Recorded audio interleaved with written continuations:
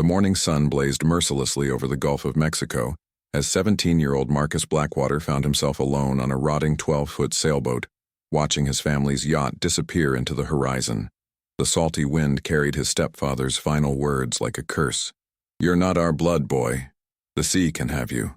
His mother hadn't even looked back. Marcus gripped the weathered tiller with white knuckles, his dark eyes burning with something deeper than rage. The small vessel groaned beneath him, its patched sail fluttering weakly against the mast. Everything he owned fit in a single duffel bag. Some clothes, his grandfather's compass, and a leather-bound journal his real father had left him years ago. The boat lurched violently as a wave crashed over the bow, soaking him in freezing seawater. Most people would have panicked, prayed, or broken down crying. Marcus did none of these things. Instead, he opened his father's journal to the first page, where faded ink revealed a hand-drawn map of hidden coves along the Florida Keys, marked with symbols he'd never understood until now. "If they want to abandon me," he whispered to the endless blue expanse, "then I'll become something they'll never forget." The afternoon brought no rescue, only circling seabirds and the distant rumble of thunder. Marcus rationed his meager supplies. A few bottles of water, some stale bread, and dried fruit his mother had thrown at him like scraps to a dog. But as the hours passed, something strange began happening. The boat seemed to respond to his touch differently, as if it too had been waiting for someone who understood rejection and abandonment. When night fell, Marcus noticed something impossible. The compass his grandfather had given him, an antique piece that had never worked properly, began spinning wildly before settling on a direction that wasn't magnetic north. It pointed southeast, toward a cluster of small islands barely visible on the horizon, the same direction marked in his father's journal. Following the compass's guidance, Marcus sailed through the night, his small boat cutting through phosphorescent waves that seemed to glow brighter around his vessel. The wind picked up, but instead of fighting against him, it filled his tattered sail with supernatural strength, pushing him forward faster than should have been possible. As dawn broke, Marcus found himself in a hidden cove surrounded by jagged rocks and twisted mangroves. The water here was crystal clear, revealing the skeletal remains of much larger ships scattered across the sandy bottom. But what caught his attention wasn't the underwater graveyard. It was the figure standing on the narrow beach. An old man with sun-weathered skin and eyes like storm clouds waited beside a driftwood fire.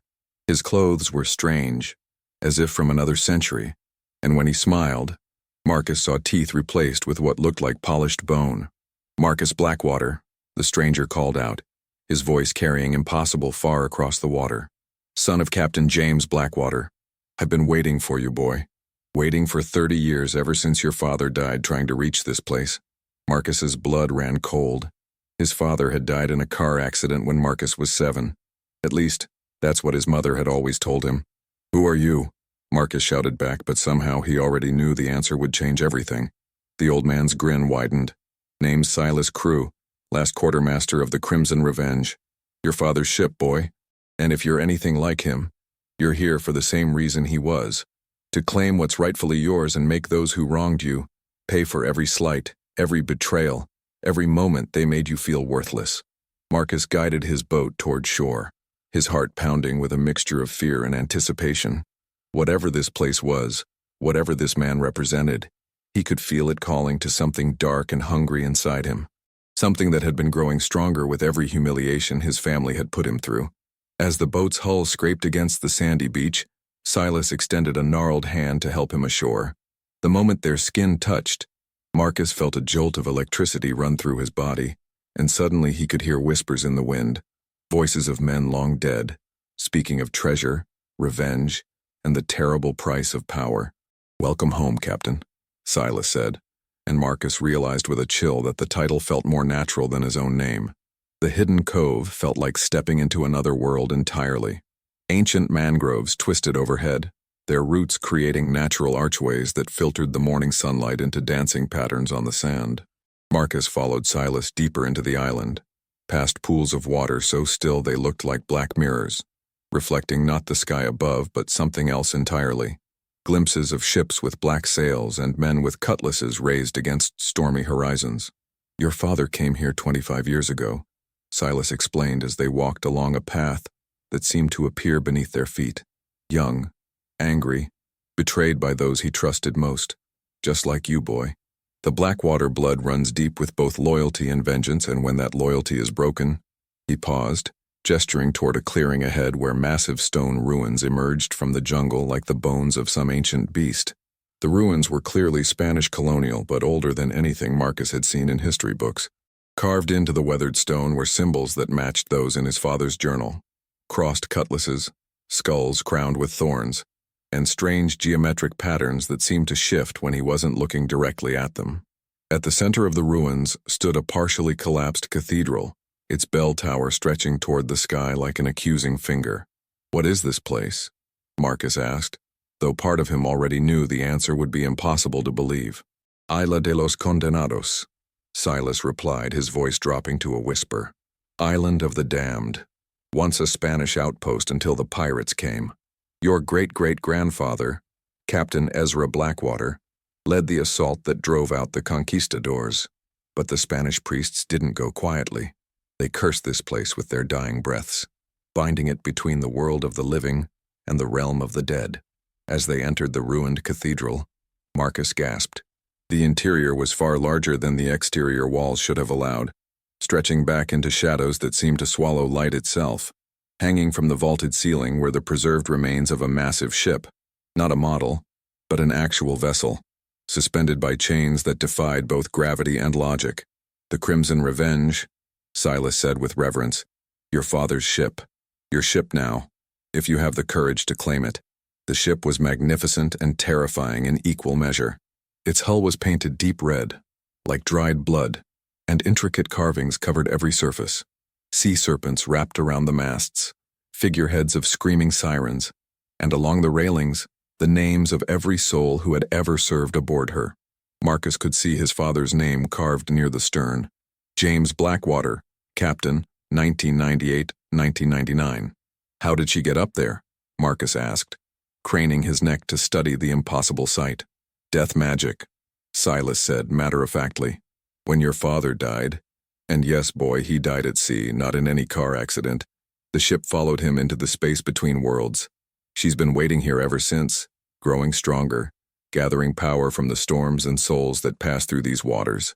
Silas led him to an altar at the base of the cathedral, where Marcus's father's journal lay open to a page he'd never seen before. The writing seemed to glow with its own inner light, and as he read, his father's voice echoed in his mind as clearly as if James Blackwater were standing beside him. "My son," the spectral voice whispered, "if you're reading this, then they've betrayed you as they betrayed me. Your mother chose wealth over love, security over honor. But we are Blackwaters, and the sea remembers its own. Take the ship, Marcus. Make them remember why pirates were once the terror of these waters." As Marcus touched the journal, the cathedral began to shake. Dust rained from the ceiling as the chains holding the Crimson Revenge groaned and stretched. The ship was descending, slowly but inexorably, toward a pool of water that Marcus suddenly realized connected directly to the sea outside. "The ritual has begun," Silas said, backing away from the altar. "But claiming a cursed ship requires a price, boy. The sea demands sacrifice before it grants power." Marcus felt something warm running down his palm and looked down to see that touching the journal had cut his hand on some hidden blade within its binding. His blood was dripping onto the altar, each drop causing the ancient stone to glow brighter. Above them, the Crimson Revenge settled into the water with a sound like thunder, her masts nearly touching the cathedral's roof. "What kind of sacrifice?" Marcus asked, though he was beginning to understand that he'd already made it. "Your old life," Silas replied. "Your innocence.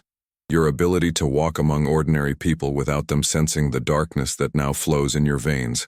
From this moment forward, you'll be something between the living and the dead, a captain of the damned, bound to the sea until you've claimed the vengeance that calls to you."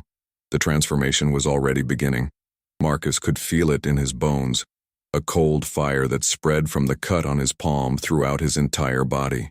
His reflection in the dark water showed eyes that now held flecks of silver, like moonlight on waves, and when he spoke, his voice carried an authority that hadn't been there before. "Then let it begin," he said, and the words seemed to come from someone else entirely. The Crimson Revenge responded to his voice, her railings lighting up with an eerie phosphorescent glow. Gangplanks extended from her sides, creating a bridge across the water. As Marcus stepped aboard his inherited ship, He felt the presence of every pirate who had ever served under the Blackwater flag, dozens of souls bound to the vessel, waiting for their new captain's command. Silas followed him aboard, moving with the practiced ease of a man who'd spent his entire afterlife maintaining this ghostly vessel. "She'll need a living crew as well," he explained. "The dead can guide and advise, but only the living can fight and bleed and inspire fear in mortal hearts. You'll need to recruit men who've been cast aside by society just as you were." Marcus gripped the ship's wheel and immediately felt the Crimson Revenge's power flowing through him. He could sense every current in the surrounding waters, every storm brewing in the Gulf, every ship that sailed within 100 miles of their position. But more than that, he could feel the hatred burning in his chest like a dark star, calling him toward his family's yacht and the reckoning that awaited them. "First, we make this ship seaworthy for the living world," Marcus declared, his voice carrying to every corner of the vessel. "Then we gather a crew of the desperate and the damned. And then," his silver-flecked eyes turned toward the open sea, where somewhere beyond the horizon his family continued their lives as if he'd never existed. The Crimson Revenge shuddered beneath his hands, her ancient wood and cursed metal responding to her new captain's will. Soon the Caribbean would remember why men once feared the black flag and the name Blackwater. 3 months had passed since Marcus claimed the Crimson Revenge, and the ship had become his obsession, his salvation, and his curse all at once. Under Silas's guidance and the whispered advice of the ghostly crew, he had learned to navigate between the world of the living and the realm of the dead that pirates like his father had inhabited for generations. The ship herself had grown stronger, feeding on storms and the fear of merchant vessels that glimpsed her blood-red sails on the horizon. But Marcus knew that spectral power alone wouldn't be enough for the revenge he planned. He needed living men, outcasts and criminals who had nothing left to lose and everything to gain by following a captain who promised them gold, glory, and the chance to strike back at a world that had abandoned them. The first addition to his crew came by accident, or perhaps by the design of whatever dark forces watched over the Blackwater line. Marcus had anchored the Crimson Revenge in a hidden lagoon near Key West, using the ship's supernatural abilities to remain invisible to Coast Guard patrols and satellite surveillance. He was studying shipping routes in his father's journal when he heard gunshots echoing across the water from the main island. Following the sound, Marcus found himself at the edge of a police standoff. A young man, barely older than himself, had barricaded himself inside the abandoned warehouse after a drug deal gone wrong. The local news crews were calling him Diego Santos, a former Navy mechanic dishonorably discharged for striking an officer who had been selling weapons to cartels. Now he was cornered, wounded, and facing life in prison for crimes he'd committed just to survive on the streets. Marcus watched from the shadows as Diego held off 24 police officers with nothing but an old hunting rifle and sheer determination. There was something in the young man's eyes that Marcus recognized, the same burning rage that had sustained him during those first weeks alone at sea. Diego wasn't just fighting the police. He was fighting a system that had chewed him up and spat him out. When darkness fell, Marcus made his move. Using skills the ghostly crew had taught him, he slipped past the police perimeter and into the warehouse through a broken skylight. Diego spun around as Marcus dropped silently to the floor, rifle raised and finger on the trigger. "Easy, hermano," Marcus said, raising his hands but showing no fear. "I'm not here to turn you in." Diego kept the rifle trained on him, but Marcus could see curiosity mixed with the desperation in his eyes. "Who are you? Another cop?" "Far from it," Marcus replied, stepping into a shaft of moonlight that revealed the changes the sea had worked on him. His skin had taken on a weathered quality that made him look older than his 18 years, and his eyes held that unsettling silver gleam that unnerved most people who looked at him directly. "I'm someone who understands what it's like to be betrayed by the people who were supposed to protect you." Over the next hour, as police sirens wailed outside, Marcus told Diego about his family's betrayal, about the Crimson Revenge, and about the plan he was forming to make everyone who had wronged him pay. He spoke of freedom on the open sea, of treasure hidden in places the modern world had forgotten, and of the power that came from embracing the darkness instead of fighting it. "You're talking about piracy," Diego said finally, lowering his rifle. "Real piracy. Like Blackbeard and Captain Kidd." "I'm talking about taking what's ours," Marcus corrected. "The rich get richer by stepping on people like us. They control the laws, the police, the courts, everything that keeps us down. But they can't control the sea. Out there, We make our own rules. When dawn broke, the police found the warehouse empty except for a note written in Diego's hand. Gone fishing. Don't wait up. The second crew member came to them in the Florida Keys, where Marcus had learned to use the Crimson Revenge's supernatural abilities to locate ships in distress. The ship's ghostly crew could sense suffering across vast distances, drawn to it like sharks to blood. Following their guidance, Marcus found a half-sunk fishing boat drifting in international waters, its sole survivor clinging to a piece of debris. Elena Vasquez had been a marine biologist before her research into illegal fishing operations had made her too many powerful enemies. Someone had sabotaged her boat while she was investigating a massive illegal trawling operation run by a corporation with ties to several government officials. She should have drowned, but she'd survived 3 days in shark-infested waters through pure stubbornness and a refusal to give up the fight she'd been fighting her entire career.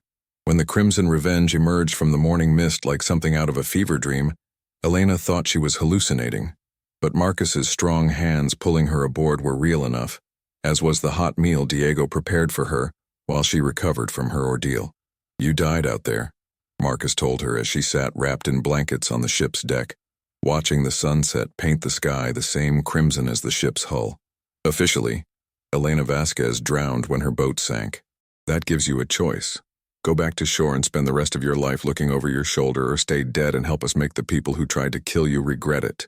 Elena looked around at the impossible ship, with its mixture of colonial-era craftsmanship and modern upgrades that Diego had been installing.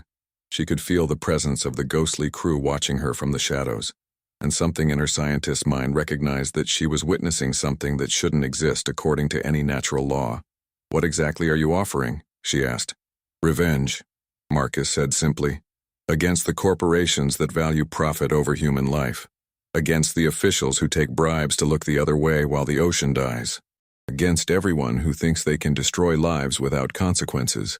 Elena had spent her career fighting a losing battle against corruption and greed. Now Marcus was offering her a chance to fight back with methods that no ethics committee would ever approve. The choice was easier than she'd expected. The third addition came from the most unlikely source of all, the U.S. Coast Guard itself. Lieutenant Thomas Tank Morrison had been a 20-year veteran when he'd discovered that his commanding officer was taking bribes from human traffickers to ignore certain shipping routes. When Tank had tried to report it through proper channels, he'd found that the corruption went all the way to the top. His reward for trying to do the right thing had been a court-martial, dishonorable discharge, and criminal charges that had cost him his pension, his reputation, and his family. Marcus found him in a Miami homeless shelter, a broken man drowning his shame in cheap whiskey. But beneath the defeat, Marcus could sense the same core of integrity that had made Tank risk everything to expose the truth. Here was a man who understood duty and honor, qualities that would be essential for keeping a crew of criminals and outcasts focused on their mission. I know who you are, Marcus said, sitting down beside Tank on the shelter's front steps. I know what you tried to do, and I know how they destroyed you for it. Tank looked up with bloodshot eyes that still held a spark of the intelligence that had made him one of the Coast Guard's most decorated officers. And I know who you are, he replied. There are rumors going around about a red ship that appears and disappears like a ghost.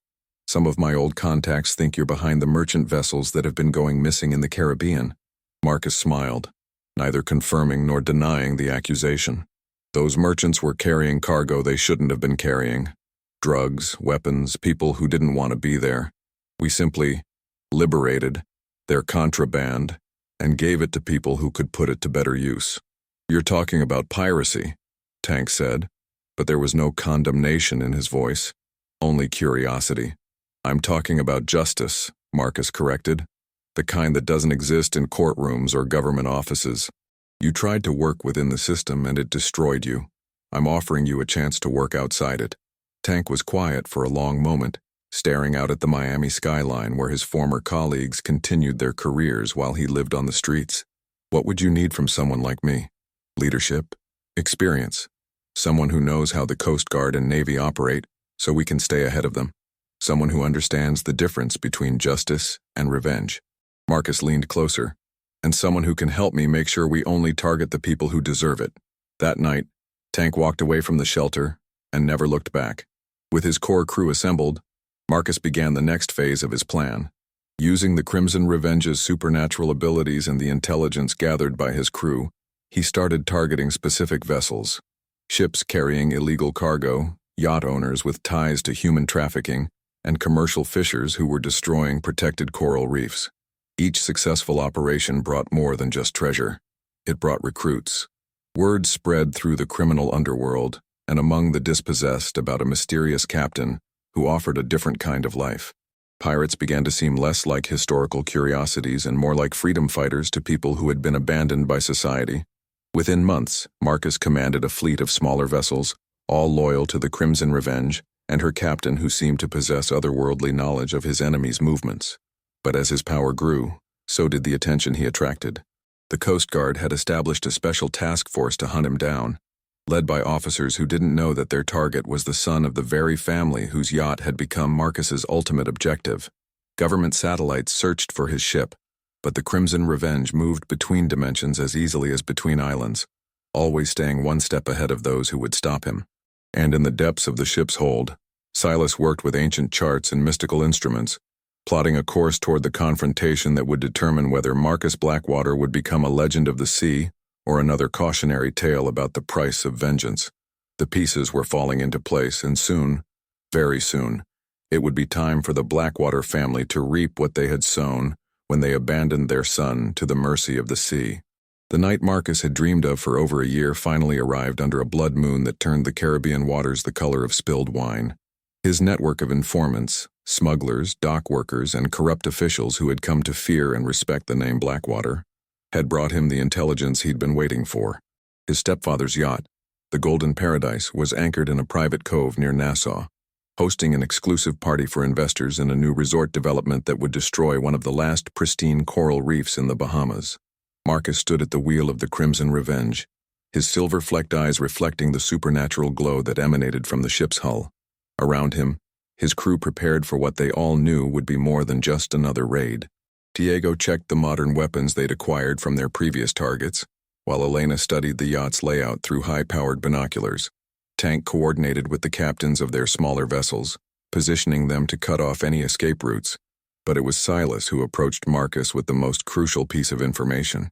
The old quartermaster's ghostly form seemed more solid tonight, as if the approaching confrontation was strengthening his connection to the mortal world. "There's something you need to know about tonight, Captain," Silas said, his voice carrying an unusual note of concern. "The blood moon, this place, the anniversary of your abandonment, it's all coming together in ways that were prophesied long ago. Tonight, the barrier between the living and the dead will be at its thinnest. If you complete your revenge under these conditions, there will be no going back. You'll be bound to the sea forever, like your father before you." Marcus turned to face the specter who had guided him for so long. "And if I don't complete it, then you'll remain trapped between worlds, never fully alive but never able to join the dead. The curse will consume you slowly, until nothing remains but hunger and rage." Silas gestured toward the distant lights of the Golden Paradise. "Your family holds the key to breaking the cycle, but only if you can resist the call for absolute vengeance when the moment comes." As the Crimson Revenge glided silently through the dark waters, Marcus felt the weight of generations of Blackwater pirates watching him. Their whispers filled the night air, some urging him toward mercy, others demanding blood.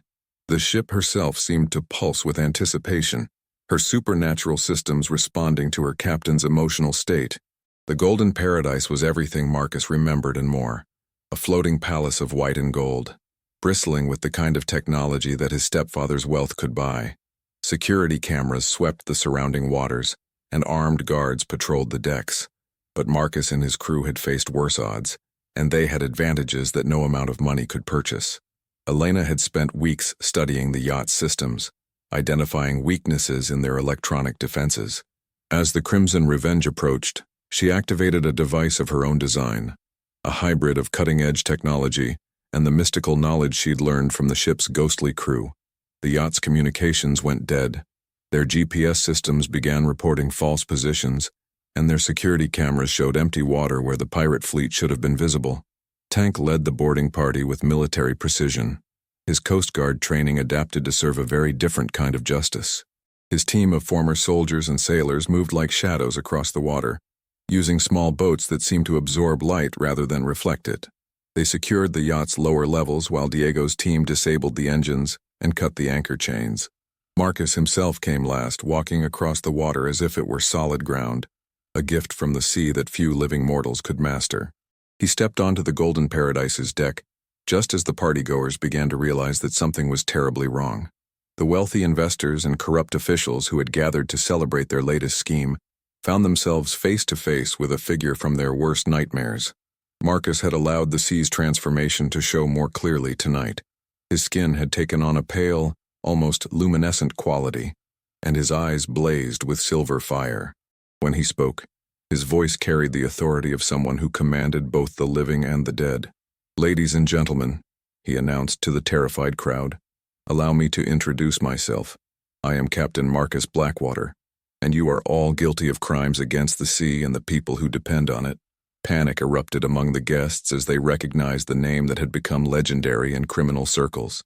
Some tried to flee, only to find Tank's men blocking every exit. Others reached for weapons or cell phones, but the Crimson Revenge's supernatural influence had rendered all their technology useless. Marcus moved through the crowd like an avenging angel, his crew following behind him. Elena identified each guest from her research, marking the human traffickers, money launderers, and environmental criminals for special attention. Diego secured the yacht's safe, which contained not just money but evidence of dozens of illegal operations that would bring down corrupt networks across the Caribbean. But Marcus had eyes only for the three people standing frozen at the yacht's stern: his mother, stepfather, and half-sister. They looked older than he remembered, worn down by years of paranoia and guilt. His mother, once beautiful, now had the hollow look of someone who had sold her soul for security. His stepfather, Richard Thornfield, still carried himself with arrogant authority, but Marcus could see the fear growing in his eyes as recognition dawned. "Hello, Mother," Marcus said, his voice carrying across the sudden silence that had fallen over the yacht. "Hello, Richard. I hope you've enjoyed the past year because it's been your last as free people." His mother, Sarah, took a trembling step forward. "Marcus, but you died. We mourned you. You abandoned me." Marcus cut her off, his silver eyes blazing brighter. "You left me to die on the open sea because I wasn't convenient anymore. Because Richard's new family was more important than the son you'd already raised." Richard stepped protectively in front of Sarah, his hand moving toward a concealed weapon. "You don't understand, boy. There were debts, obligations, people who would have hurt all of us if we hadn't." "Silence," Marcus commanded, and the word carried such power that Richard's voice died in his throat. "I know about your debts, old man. I know about the cartels you borrowed money from, the officials you bribed, the innocent people you've destroyed to build your empire. Tonight all of that ends." Marcus gestured, and his crew began herding the other guests toward the yacht's lifeboats. But not to escape. Tank had made it clear that they would be delivered to authorities who couldn't be bought, along with evidence of their crimes. Justice would be served, but it would be the kind of justice that operated outside the corrupt system they had all helped create. As the crowd thinned, Marcus found himself alone with his family and the ghosts of his past. His half-sister Rebecca, barely 16 and innocent of her parents' crimes, cowered behind her mother. For a moment Marcus felt his resolve waver. She was just a child, and she had never done anything to hurt him. It was then that Silas appeared beside him, visible now to everyone on the yacht as the supernatural forces reached their peak. The old quartermaster's eyes held a warning as he spoke directly into Marcus's mind. "Remember, Captain, the choice you make now determines not just their fate, but yours. Revenge or justice, damnation or redemption." Richard chose that moment to make his move, drawing a concealed pistol and firing at Marcus's chest.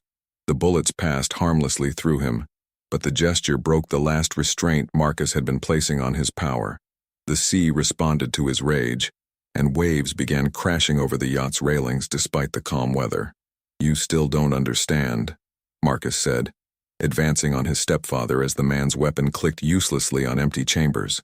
"I'm not the helpless boy you cast aside. I am Captain Marcus Blackwater, heir to a legacy that stretches back 3 centuries. I command the wind and waves, the living and the dead. I am your judgment." But as Marcus raised his hand to deliver the final blow, he caught sight of his mother's face. Behind the fear and guilt, he saw something he hadn't expected. Genuine remorse. Not for getting caught, but for what she had done to him. The woman who had chosen wealth over her own son was finally understanding the true cost of that choice. "I'm sorry," she whispered, tears streaming down her face. "Marcus, I'm so sorry. You're right. We're monsters. We deserve whatever you do to us. But please, Rebecca is innocent. She doesn't deserve to pay for our sins." Marcus felt the weight of the moment pressing down on him like the depth of the ocean itself.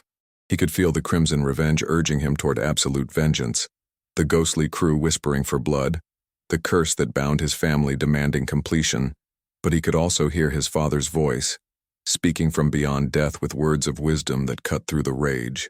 A true captain protects the innocent son, even when it costs him everything. The blood moon reached its zenith, and Marcus made his choice. Instead of destroying his family, he did something far more devastating. He left them alive to face the consequences of their actions. The evidence his crew had gathered would ensure that Richard and Sarah faced justice in courts that couldn't be corrupted. They would lose everything, their wealth, their freedom, their reputation, but they would live. Rebecca, however, he offered a different fate. "You can come with me," he told his half-sister, extending a hand that no longer shook with rage. "Learn to be better than they were.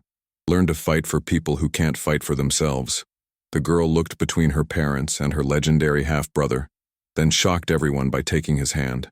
"They never told me I had a brother," she said simply. "I always wanted a brother." As dawn broke over the Caribbean, the Golden Paradise sat empty and drifting, its former occupants scattered to face justice or join a new kind of family. The Crimson Revenge sailed toward the horizon, her captain standing at the wheel with his sister beside him and his crew preparing for whatever adventures lay ahead. Marcus had chosen justice over vengeance, redemption over damnation. The curse that had bound his bloodline for generations was finally broken, but the legend of Captain Marcus Blackwater was just beginning. The Caribbean would remember his name not as a symbol of mindless revenge, but as a reminder that sometimes when the system fails, the sea itself will rise to balance the scales. And in the depths of the ocean, where the spirits of dead pirates had waited for centuries, there was finally peace.